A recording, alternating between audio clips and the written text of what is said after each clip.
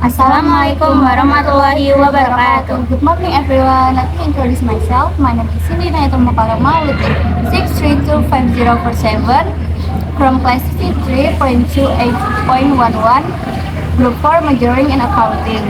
Today I am here with my friend. My name is Febiana Nurfauzia with NIM 63251480. We will deliver a persuasive speech about the diversity of Indonesian cuisine. Friends, do you guys here like Indonesian food? Very much. As a specific food lover, Indonesian food really suits my palate because most Indonesian food uses chili sauce. That's right, Indonesia also has many ethnicities and cultures, so the typical dishes vary from region to region. That's right. For example, there's rendang from Padang, tempe from Palembang, gudeg from Yogyakarta, and sate from Madura. They all have different flavors and their own characteristics. Besides being delicious, traditional foods are also part of Indonesian culture and identity. But unfortunately, nowadays many young people prefer for food like instant noodles to traditional food. If things continue like this, regional specialists will gradually become less and less well known. In fact, Indonesian cuisine is a national treasure that we should preserve and be proud of. I agree.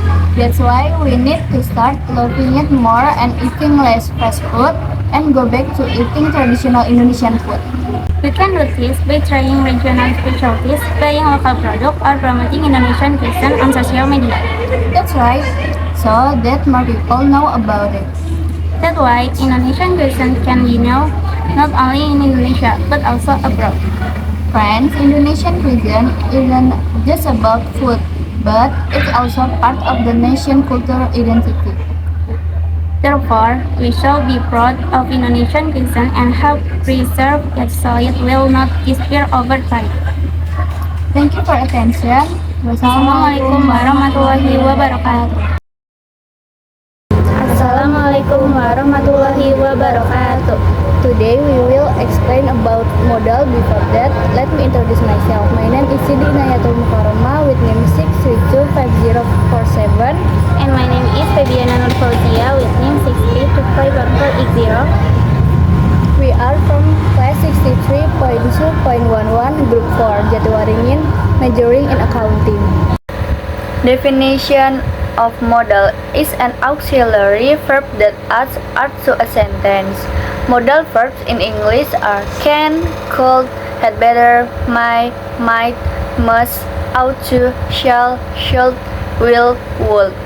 Modals are generally used to indicate the speaker's attitude, whether something is necessary, advisable, permissible, possible, etc. Rules of using modal. Verbs cannot be added with s or es even if the subject is he, she, it. Correct, she can do it. Incorrect, she can't do it. The auxiliary modal word and the verb cannot be connected with to. Correct, she can do it. Incorrect, she can't do it. If the modal auxiliary is in the past tense, the verb used must be the first form of the verb, infinitive. Correct, they could sing at the karaoke until midnight. Incorrect, they could sing at the karaoke until midnight. Interrogative sentences are formed by placing a modal auxiliary at the front of the sentence. Example, can your father speak English well? Could you contact him last night? Negative sentences are formed with adding not after capital. Example, 1. I cannot speak Mandarin. 2. You must not walk on the grass. 3. We shouldn't be late. Past form of should. 1. My clothes are wet because of the rain. I should have brought an umbrella before. 2. I should have brought means that bring an umbrella was a good idea, but I didn't do it. I made a mistake.